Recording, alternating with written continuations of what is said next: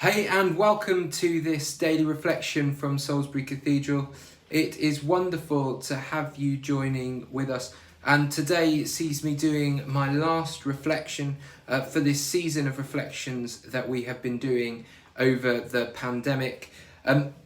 And the thing that I want to look at with you today is something that's been coming back into the news recently, particularly over the last couple of days, and that is the issue that polarises much of our discussion around it, but is the issue of the migrant channel crossings.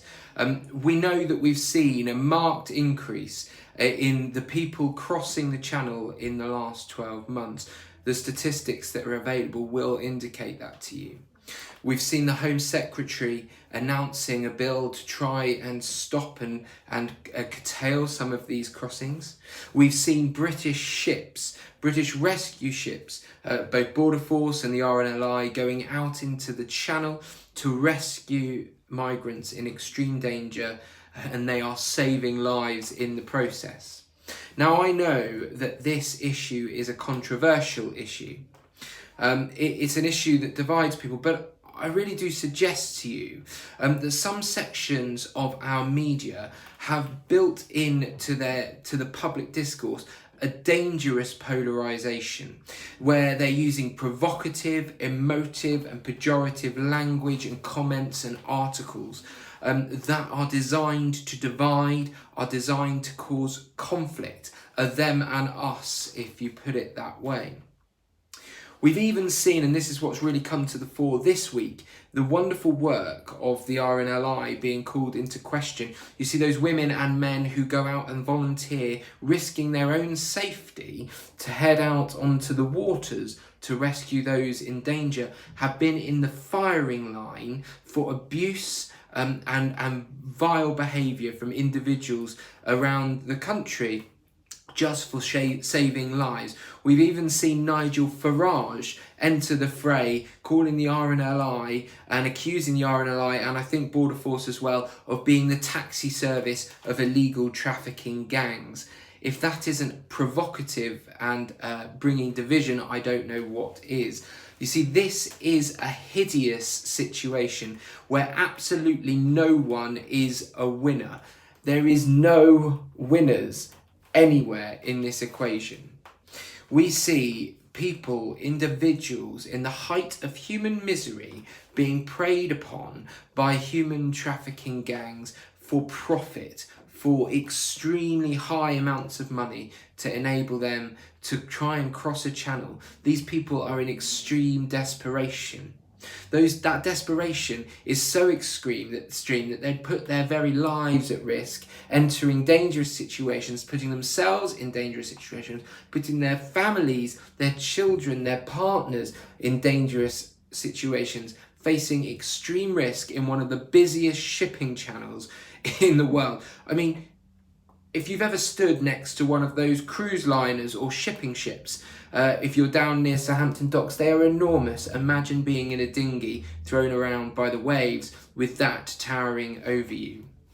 It absolutely breaks my heart that people would feel so desperate that risking death seems their best option. I think it enters into a bit of a different fray then when we consider those who risk their own lives, who sacrifice from themselves to go out onto sea, being abused, being subjected to traumatic and awful situations, and coming back to land with those they've rescued and receiving a torrent of abuse from individuals. I think people might disagree with me on this, but I think we see this mirrored in Parliament in some way, shape or form. Because I've watched quite a few addresses from politicians, addresses from the Home Office, Home Secretary, as well, that seem to be speaking about these migrants as third parties, as commodities, as the enemies of the state, passing what could be perceived really as disparaging and detached remarks. A critic might even say that it's designed to minimise the very humanity of those individuals. So here's the thing. We need to remember and wake up again to the fact that every single one involved in this is precious. That every single person involved in this has a mother, a father, maybe sisters, brothers, children, partners. We need to remember that everyone involved in this situation is fearfully and wonderfully made. And when I say everyone, I mean everyone. The migrants, the rescue workers, those working in law enforcement, the politicians. I am completely fed up of the inward-looking self-interest protectionism that often pervades our common discourse around this. And it comes in from every single angle. We need to reawaken ourselves to the sense that we all have a shared humanity, that we all bleed the same.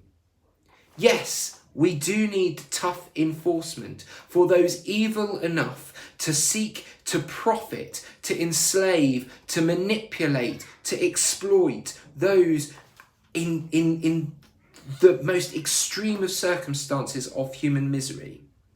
But we also need compassion. Compassion for those seeking to save lives, putting their own lives at risk. Compassion for and from those who have responsibility to legislate in our parliament and address and represent us. We need compassion for those who are so desperate that they would risk everything on the open water.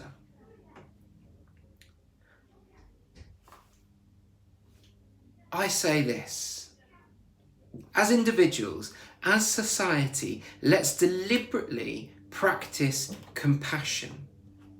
Let's communicate with love, not avoiding the difficult issues, but dealing with them in a way that is humane and compassionate. Because I think fundamentally that is the Jesus way. The Jesus way knows that we are each born and made and precious, each in the image of God.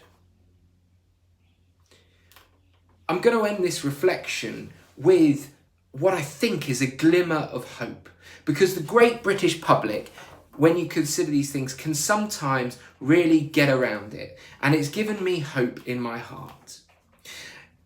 Since the RNLI, in the last 24 hours, I believe, released their video demonstrating a rescue of migrant workers, demonstrating the elements involved, demonstrating the environment they are in.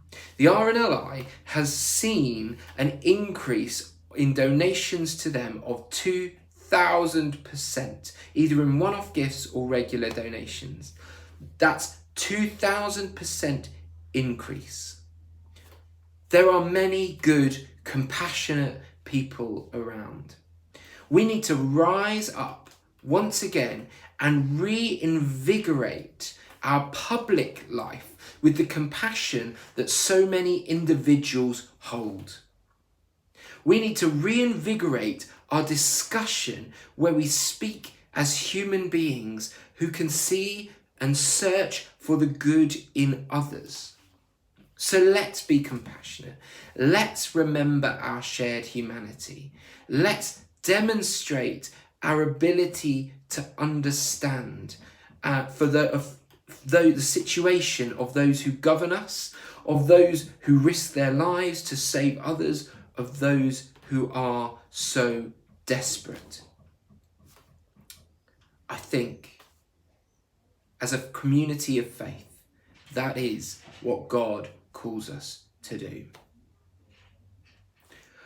Well, that's it from me for this season of Daily Reflections. Thank you for journeying with us, and thank you for journeying with me in the reflections over these past months, so I think 18 months or so. I look forward to catching up with you again in a new form in some way in the future, and I hope to see you all soon. I wish you a very blessed summer. God bless and see you again soon.